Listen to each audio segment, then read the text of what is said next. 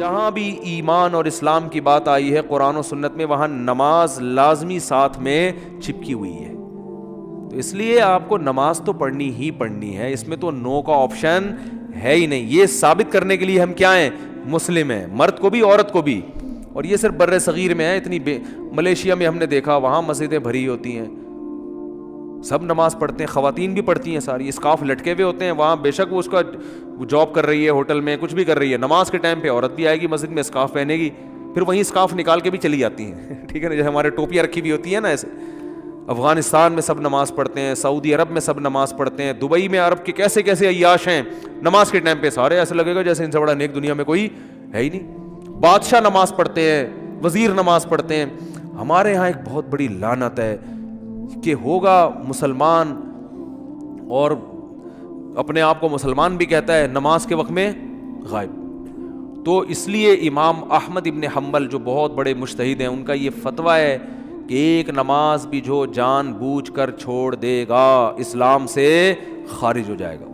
اگرچہ جمہور کا یہ فتویٰ ہے کہ خارج نہیں ہوتا، کفر کے قریب ہو جاتا ہے وہ، لیکن امام احمد بن حنبل کی کوئی کم حیثیت تو نہیں ہے نا. سعودی عرب میں انہی کو فالو کیا جاتا ہے. شیخ بن باز، شیخ صالح العثیمین سعودیہ کے مفتی اعظم رہے ہیں، ان کا فتویٰ اب تک چلا یہی آ رہا ہے کہ ایک آدمی اگر فجر کی نماز کے لیے الارم نہیں لگاتا، اس نے صبح 8 بجے آفس جانا ہے، رات کو سویا صبح 8 بجے کا الارم لگا کے، تو یعنی اس نے پکا ارادہ کیا ہوا ہے کہ میں نے فجر میں نہیں اٹھ رہا. ایک تو ہوتا ہے نا آنکھ کھلی نہیں، ارادہ تو تھا نہیں کھلی آنکھ، پکا ارادہ کیا ہوا ہے. انہوں نے کہا یہ اسی وقت مرتد ہو جائے گا، کیونکہ اس نے پکا ارادہ کر لیا ہے نماز کے قضا کرنے کا، پکا ارادہ.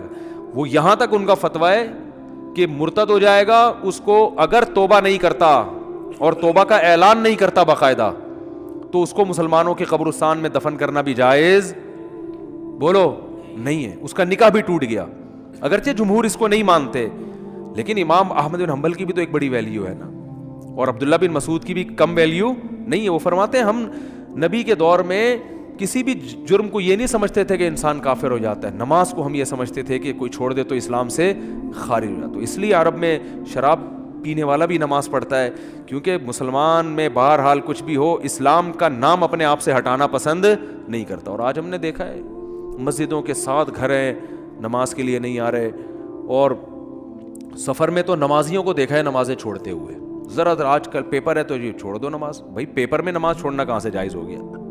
جاب میں باس کی طرف سے اجازت نہیں ہے، اجازت نہیں ہے آپ چھپ کے نماز پڑھیں، آپ کہیں کرسیوں کے پیچھے چھپ جائیں، کہیں بھی کریں. میں تو یہاں تک میں نے لوگوں کو مشورہ دیا، بعض جو غیر مسلم کنٹریز میں لوگ وہ کر رہے ہیں نا، جاب کر رہے ہیں باس کی طرف سے بعض جگہوں میں، ورنہ وہاں پرمیشن ہوتی ہے، اجازت نہیں ہے، تو میں ان سے کہتا ہوں بھائی کہیں بھی چھپ کے چلے جاؤ، کچھ بھی کرو، اگر نہیں پرمیشن ملتی چھپ کے بھی نہیں پڑھ سکتے تو جاب چھوڑ دو. بس جاب کیا کرو؟ چھوڑ دو. جاب نہیں، پھر جاب جائز نہیں آپ کے لیے. فرض نماز تو پڑھنی پڑے گی، آپ جاب ہی نہیں کر سکتے. آپ کہیں بھی جاؤ، کہتے ہیں کہاں جا کے، میں بھائی واش روم میں پڑھ لو، واش روم میں پڑھ لو. واش روم کا مطلب یہ نہیں کہ وہ فلش کے اوپر، وہ تو جگہ کا پاک ہونا ضروری ہے نا. انتہائی آخری درجہ یہ ہے کوئی مصلی رکھو اپنے ساتھ تاکہ جگہ پاک ہو. یہ ایسا نہیں کہ واش روم میں نماز پڑھنا شروع کر دیں، حرام ہے، ناجائز ہے واش روم میں نماز پڑھنا. لیکن اگر کوئی صورت نہیں بنتی، کچھ بھی نہیں ہے، جائے نماز لے جاؤ بھائی چھپ کے، جہاں نہاتے ہیں نا جس جگہ پہ، اس جگہ مصلی بچھا کے نماز پڑھ لو. ٹرینوں میں نماز نہیں چھوڑ سکتے آپ. میں تو کوئی زیادہ نیک آدمی نہیں ہوں، لیکن 1-2 واقعات میں لوگوں کو صرف موٹیویٹ کرنے کے لیے. ایک دفعہ ہم بھاولپور سے چڑھے ٹرین میں. جب میں ٹرین میں چڑھا ہوں بھاولپور سے، تو فجر کی نماز کا ٹائم ہو رہا تھا، اور رش اتنا تھا. حاجیوں کی اس وقت فلائٹیں بہت جا رہی تھیں، کراچی سے ہی جاتی تھیں، ملتان کا ایئرپورٹ نہیں بنا تھا اس وقت. تو اتنا رش تھا کہ جیسے ہی ہم ٹرین میں چڑھے ہیں تو اب پتہ چل گیا کہ بس ایسے بالکل سیدھے، جگہ ہی نہیں، رش اتنا زیادہ. اب فجر کی نماز وضو میں نے پہلے کر لیا تھا احتیاطاً، تو اب وہاں میں نے کہا بھائی نماز پڑھنی ہے. لوگوں نے کہا یہاں جگہ نظر آ رہی ہے صوفی صاحب. لوگ پھر تانے دینا شروع کر دیا، بھائی صوفی نظر نہیں آ رہا ہے، یہاں کوئی نماز پڑھے گا، پاگل ہو رہا ہے.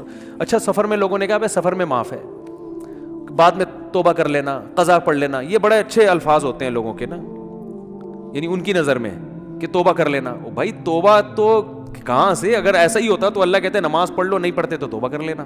پڑھنی ہے، قضا نہیں کرنی ہے. ان الصلاۃ کانت علی المؤمنین کتابا موقوتا. اگر نماز چھوڑنے کی میرے بھائی کہیں گنجائش ہوتی تو میدان جنگ میں لڑتے ہوئے جب گولوں کی گھن گرج اور تلواروں کی چمک ہو اس میں اللہ اجازت دے دے گا قضا کر لو. وہاں اجازت نہیں دی ہے. اللہ نے فرمایا نہیں کوئی صورت بنتی, سواری پہ بیٹھو, گھوڑے کا جہاں رخ ہے اسی طرف رخ کر کے نماز پڑھو.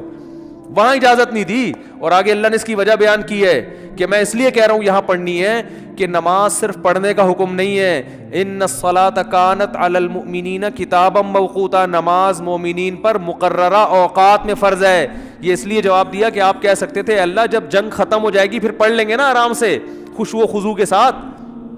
ابھی جنگ ہو رہی ہے, اللہ ابھی کیا ضرورت, جب جنگ ختم ہو جائے قضا پڑھ لیں گے بعد میں, ٹائم گزر جائے گا پھر بہت ڈبل سجدہ کریں گے, ہم بہت لمبے لمبے قیام کریں گے. اللہ فرماتے ہیں نماز مقررہ اوقات میں فرض ہے, وہ ٹائم گزر جائے گا اگر جنگ ختم ہونے کا انتظار کرو گے. بہت مشکل ہے بھائی, نہیں آ رہی سمجھ میں تو جیسے زندگی گزر. فرشتے بہت اچھی طرح سے اردو میں بھی سمجھا دیں گے قبر میں. وہ کہتے ہیں میں نہیں بتاؤں گا, تو لوگوں نے کہا اب تو آپ کو سب بتانا پڑے گا. اور حقیقت ہے میں ان کا کسی کا مذاق نہیں اڑا رہا, سب کے ساتھ ہوگا. جو بھی کہتا ہے میں نہیں بتاؤں گا, تو جب دنیا سے جائے گا تو سب کچھ بتانا پڑے گا, اس کو سب بتانا پڑے گا بھائی.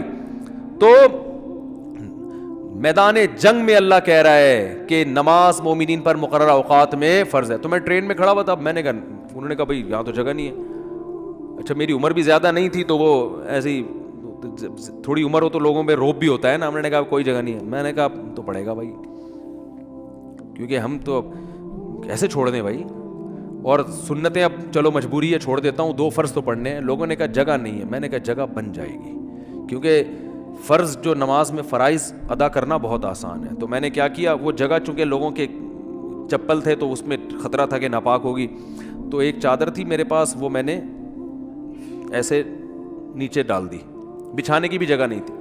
نیت باندھ لی, اندازہ پہلے لگا لیا تھا قبلہ کس طرف ہے. نہیں تو آپ آج کل تو موبائل پر ایسی ایپس آ رہی ہیں, اس سے فوراً پتہ چل جاتا ہے قبلہ کس طرف ہے. اندازہ تھا مجھے, رخ کیا ہم نے. اب یوں کرنے میں تو کوئی نہیں رکاوٹ ڈالتا نا, یوں کرو نیت باندھ لو بھائی. اگر ہاتھ اٹھانے کی بھی جگہ نہیں ہے تو ہاتھ نہ اٹھاؤ, یہ رفع الیدین تو کوئی واجب نہیں ہے. اللہ اکبر کہہ لو اور نیت باندھ لو. ہاتھ باندھنے کی جگہ نہیں, ہاتھ چھوڑ کے کھڑے ہو جاؤ بھائی. سورہ فاتحہ پڑھی, سورت ملائی. رکوع میں جب آپ رکوع کریں گے تو میں سوچتا تھا W11 کتنی بھی بھری ہوئی ہو, کنڈکٹر جب ایک دروازے سے چڑھ کے دوسرے دروازے پہ کرایہ لے کے نکل سکتا ہے تو ہم اتنے رش میں صرف ایک رکوع کی جگہ ہمیں کیوں نہیں بن سکتی. تو رکوع ہم نے کیا, جھکنا ہے نا رکوع میں, بس جھک جاؤ, بس لوگ خود بخود سائڈ پہ ہو جاتے ہیں بھائی. اس کے بعد آپ جب سجدہ کرو تو سجدہ نام ہے, ویسے تو پراپر سجدہ کرنا چاہیے. جگہ نہیں ہے تو بھائی ماتھا کسی طرح زمین پہ ٹکانا ہے, آپ ماتھا زمین پہ ٹکا دیا جا کے.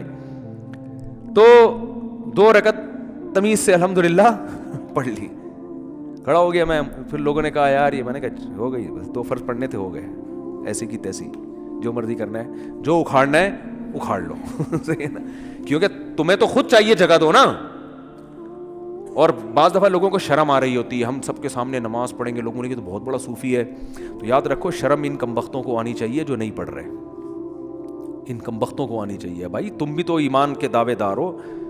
اگر تم یہ کہتے ہو کہ ہم اسلام کو نہیں مانتے تو پھر پورا اسلام سے رشتہ ختم کرو. پھر آپ وصیت میں لکھو کہ مجھے عیسائیوں کے قبرستان میں دفن کرنا ہے, مجھے ہندوؤں کے میری چتا کو آگ لگائی جائے. ٹھیک ہے نا, یہ لکھ کے جاؤ.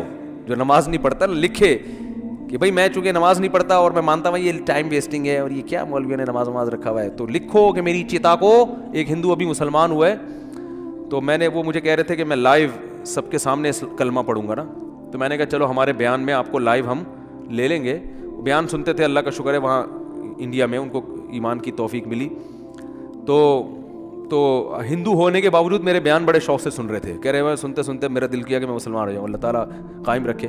تو میں نے کہا لوگوں کو موٹیویشن ملے گی, تو انہوں نے کہا میں سب کے سامنے. پھر مجھے خیال آیا بھائی اتوار میں تو ٹائم ابھی ہے, زندگی کا کوئی بھروسہ نہیں ہے. میں نے کہا اگر آپ اس سے پہلے مر گئے, انہوں نے کہا بات تو ٹھیک ہے. میں نے کہا پھر فون پہ ہی کلمہ پڑھو. تو انہوں نے کلمہ تو پڑھ لیا ماشاءاللہ, مسلمان ہو گئے, بیان بھی سن رہے ہیں. لیکن انہوں نے کہا میرے لیے سب سے بڑی آزمائش یہ ہے کہ ہندوؤں میں جب ماں کا انتقال ہوتا ہے تو بڑا بھائی ہے جو چتا کو سب سے پہلے آگ لگاتا ہے. میں سب سے بڑا ہوں اور میری ماں کی طبیعت بہت خراب ہے, بظاہر ایسا ہی لگتا ہے کہ وہ دنیا سے جانے والی. تو میں نے تو ان کو سمجھایا اپنی ماں کو مسلمان کر لو. کہہ رہے وہ نہیں ہوگی, وہ نہیں ہوتی. تو کہنے کا میرے لیے مسئلہ یہ ہے کہ ان کے انتقال کے بعد چتا کو آگ سب سے پہلے میری ذمہ نہیں لگائی تو پورا خاندان کھڑا ہو جائے گا. اب ان کا کیس چل رہا ہے, میں نے ان کو مولانا کلیم صدیقی صاحب کا نمبر دیا ہندوستان میں کہ ان سے رابطہ کریں, وہ آپ کی مدد کریں گے. تو ہندو تو چتا کو آگ لگاتے ہیں بھائی, جو نماز نہیں پڑھتے. تو آپ بھی اگر نہیں مانتے نماز کو, جو زیادہ تر یہ فواد چودھری معذرت کے ساتھ اس طرح کے لوگ بار بار علماء کو برا بلا کہہ رہے ہوتے ہیں نا, ان سے کو آپ وصیت لکھو کہ میرے مرنے کے بعد کوئی مولوی میرے جنازے کے قریب نہیں آئے گا, میری نماز جنازہ کوئی مولوی نہیں پڑھائے گا. تو یہ سب پھر مولوی سے اگر آپ نے دستبرداری کا اعلان کرنا ہے تو پھر پورا مولوی لیس ہو جاؤ آپ, صحیح ہے نا. تو اپنے مفاد کے لیے مولانا آ رہے ہیں, نکاح پڑھانے کے لیے مولانا آ رہے ہیں, چلو نکاح تو عدالتیں بھی پڑھا دیتی ہیں, جنازے میں سب سے زیادہ تو آپ پھر اپنا جنازہ پڑھواؤ, یا تو پڑھواؤ ہی نہیں, کیونکہ تو مولویوں نے ہی بتایا نا جنازہ ہے, یا تو پڑھواؤ نہیں. اگر پڑھوانا ہے تو مائیکل جیکسن ٹائپ کا کوئی آدمی ہونا چاہیے, لبرل بالکل, جو موسیقی کا, کیونکہ آپ نے یہ بھی ایک دفعہ ارشاد فرمایا تھا کہ علامہ اقبال بھی موسیقی سنتے تھے, قائد اعظم بھی, مولویوں کی طرح تھوڑی تھے عجیب سے. تو پھر کوئی ایسا ہی گلوکار ملک کا جو سب سے بڑا ڈانسر ہو, وہ آپ کا نماز جنازہ مٹک مٹک کے پڑھائے. پھر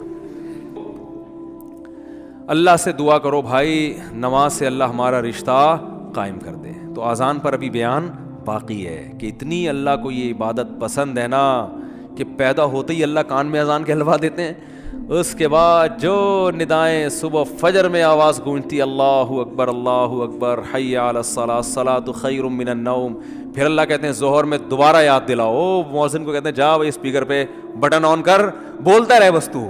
لوگ کہیں گے کہ یار جب نماز کا ٹائم ظہر کا 1:05 ہے تو بتانے کی ضرورت کیا ہے. اللہ کہتے ہیں ان کی باتوں میں مت آنا, 1:05 ہے تو 1:45 پہ بتا دینا ان کو کہ 15 منٹ رہ گئے, 20 منٹ رہ گئے. فجر کا ٹائم روزانہ اناؤنس ہوتا ہے, آج 6:30 پہ, آج 6:45 پہ اناؤنسمنٹ ہوتی رہے گی. اللہ کہتے ہیں اتنی اناؤنسمنٹ کافی نہیں ہے, ہر دفعہ پوری اذان ہوگی, حی علی الفلاح, آؤ کامیابی کی طرف, آؤ نماز کی طرف. حج میں اعلان نہیں ہوگا, رمضان کا اعلان نہیں ہوگا, اعلان کرنے والوں کو برطرف کر دیا, ہلال کمیٹی سے نکال دیا, ٹھیک ہے نا. نماز کا ہر دفعہ اعلان ہوگا, اور اتنی اذانیں ہوتی ہیں نا پوری دنیا میں کہ 1 سیکنڈ کے لیے بھی دنیا اذان سے خالی نہیں ہوتی, دی جا رہی ہے اس وقت سے. تو یہ اس لیے کہ اللہ کی نظر میں اس کی اہمیت اور ویلیو بہت زیادہ. اللہ کہے گا ابھی اس مؤذن کو کہا صرف ان کو سناؤ, زبردستی کسی کو لے کے نہیں آؤ مسجد میں, ابھی زبردستی کا ٹائم نہیں ہے, ابھی حساب و کتاب کا ٹائم نہیں ہے. تم نے حی علی الصلاح حی علی الفلاح کہہ دیا, اللہ کی کبریائی بیان کر دی, ان کی مرضی آئے نہ آئے. تم گھر تک تھوڑی جاؤ گے بیل بجا کے, بھائی میں نے تمہیں حی علی الصلاح کا, تمہیں سمجھ میں نہیں آیا کیا, انگلش میں بتاؤں میں تمہیں؟ نہ مؤذن کے لیے جانا کیا ہے, ناجائز. علماء نے لکھا ہے کہ جب اذان ہو جائے نا تو کسی اور طرح سے دعوت دینا جائز نہیں ہے, کیونکہ یہ اللہ کی دعوت کمپلیٹ دعوت ہے. اب آپ اخپل طریقے سے مائک بھونپو ہاتھ میں لے کے لوگوں بلانے, جیسے بعض جگہوں پہ ہم نے دیکھا مسجدوں میں اذان ہو جاتی ہے, پھر ایک اردو میں اذان شروع ہو جاتی ہے, حضرات اذان ہو گئی ہے, مسجد میں اتنے بجے ٹائم ہے, آپ کو بتایا آپ آ جائیں, مرنا ہے ایک دن اٹھنا ہے, وہ پورا پروگرام شروع ہو جاتا ہے نا. چلو زندگی میں کبھی 1 آدھ دفعہ ہو جائے تو ایک الگ بات ہے, لیکن مستقل بنیادوں پہ بھی بعض مسجدوں میں ہو رہا ہے. ہمارے چھوڑو رہنے دو. تو اس لیے علماء نے کہا اللہ نے پراپر رکھی اس لیے کہ اب دوبارہ کسی اور دعوت کی ضرورت نہ ہو. تو اب اللہ کہتے ہیں اب آنا ہے آ, نہیں آنا نہیں آ, یہ حساب میں آخرت میں لوں گا کہ تو اتنا ڈھیٹ 1400 سال سے فضاؤں میں ہر نماز کے ٹائم پہ یہ ندا گونجتی ہے. نہ سردیوں میں اس میں ناغہ ہوتا ہے, نہ گرمیوں میں ناغہ ہوتا ہے, نہ راتیں لمبی ہوں تو ناغہ, نہ راتیں چھوٹی ہوں. حتیٰ کہ سفر میں بھی اذان کا حکم ہے, اذان کہو, پھر جنگل میں اکیلے نماز پڑھ رہے ہو اذان کہو. یہ ایسی اللہ کو ندا پسند ہے بھائی, یاد دہانی لازمی کراؤ. تو اس لیے بھائی یہ بار دعوت, اذان کی اہمیت نہیں پتہ چلتی, اس سے نماز کی اہمیت پتہ چلتی ہے. تو عزم کرو زندگی میں کچھ بھی ہو جائے نماز قضا نہیں کرنی. جو جماعت کی نماز کے عادی نہیں ہے وہ کم از کم اتنا کر لیں کہ پہلا اسٹیپ یہ ہے کہ قضا نہیں ہونے دینا کسی صورت میں. پھر اگلا اسٹیپ کیا ہے, جماعت نہیں چھوڑنی کسی صورت میں. وہ جماعت اصل تو نماز ہے ہی جماعت سے, اور اگر کبھی چھوٹ جائے نا تو توبہ کرنی ہے اور اس کو قضا کر کے اگلی پڑھنی ہے. پہلے اس کی قضا پڑھنی ہے پھر اگلی, اور کچھ جرمانہ بھی رکھیں اپنے اوپر. سمجھتے ہو گے نہیں سمجھتے, اللہ تعالیٰ سمجھنے کی عمل کی توفیق عطا فرمائے.